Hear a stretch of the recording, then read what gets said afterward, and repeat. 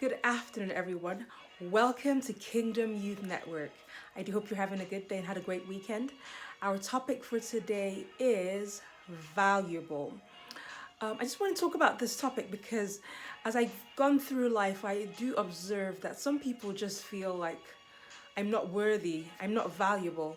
And I actually used to be one of those kind of people. But over time, I had to change the way that I viewed myself. And this can arise from a number of reasons, but particularly, you can start to feel like you are worthless, like you have no value if you've experienced some form of abuse as a child. It could be physical abuse, it could be verbal abuse, it could be sexual abuse, abuse of any sort, particularly in childhood, can then affect the way that you think about yourself and make you feel like you have no worth, that you are valueless, and that you're not an important person, which you definitely are.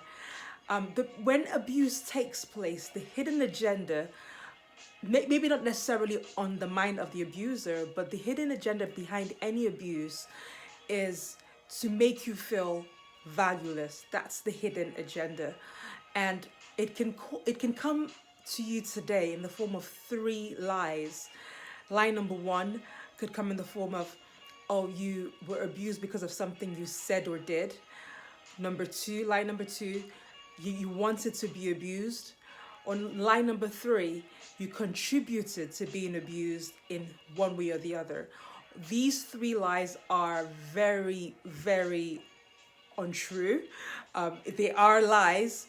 But ultimately, what those three lies do and consolidate over time if you allow it, it consolidates the even bigger lie, which says that you are worthless, you are of no value. This is a lie in every way, shape, or form, and it's important to you to actually understand this.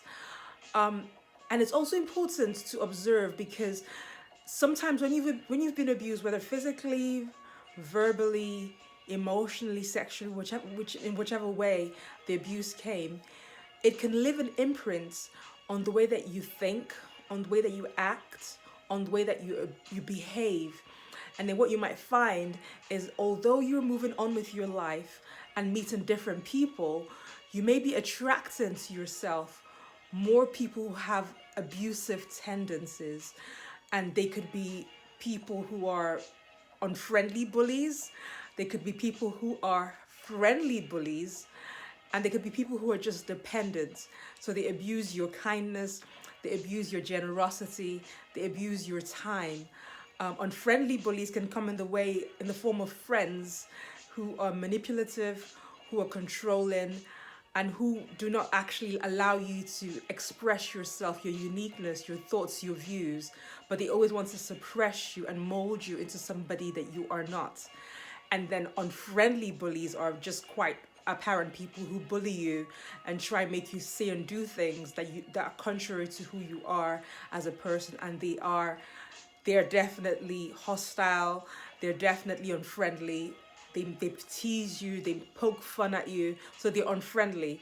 Those that can be quite clear to distinguish, but the ones that are a bit more hazy or that can be a bit more vague are the friendly bullies and dependent people, because you could find someone who's dependent and you feel like, oh, I can help them in this way, I can help them in that way, what you're actually doing is that you're relating to them from your brokenness. You're related to them from the place where you were abused as a person. So you're trying to protect and you're doing too much.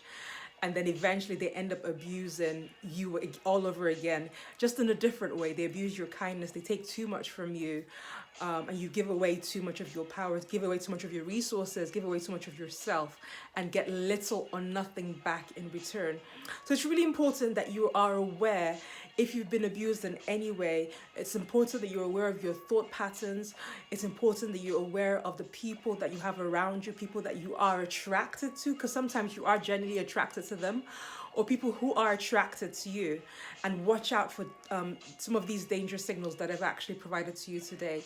It's important that you are aware of the thought patterns that come into your mind, because sometimes you can actually take the place or the role of the abuser and the abused, when you embrace thought patterns that tells you that you're not enough, that you're not worthy, that you're not worthy of effort, you're not worthy of attention, you're not worthy of love, you're not worthy of time, you're not worthy of nice things. When you follow that thought pattern, you are in effect abusing yourself, because then the message you're giving to yourself is that you are not good enough, when that's a lie. The truth is you are valuable, you are worthy, you are good enough. But you have to be conscious of the thought patterns that come into your mind.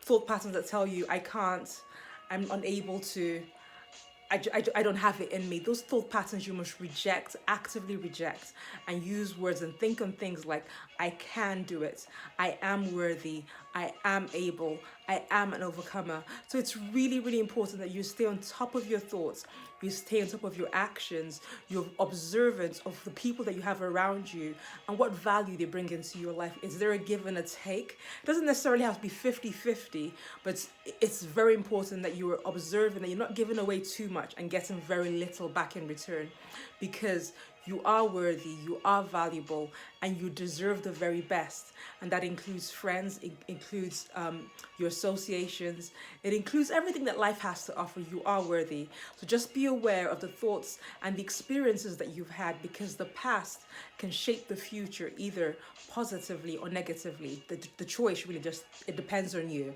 Okay? So please feel free to share this video with whoever you think needs to hear it. Until next time, from my heart to yours, just stay safe and take it easy. Bye.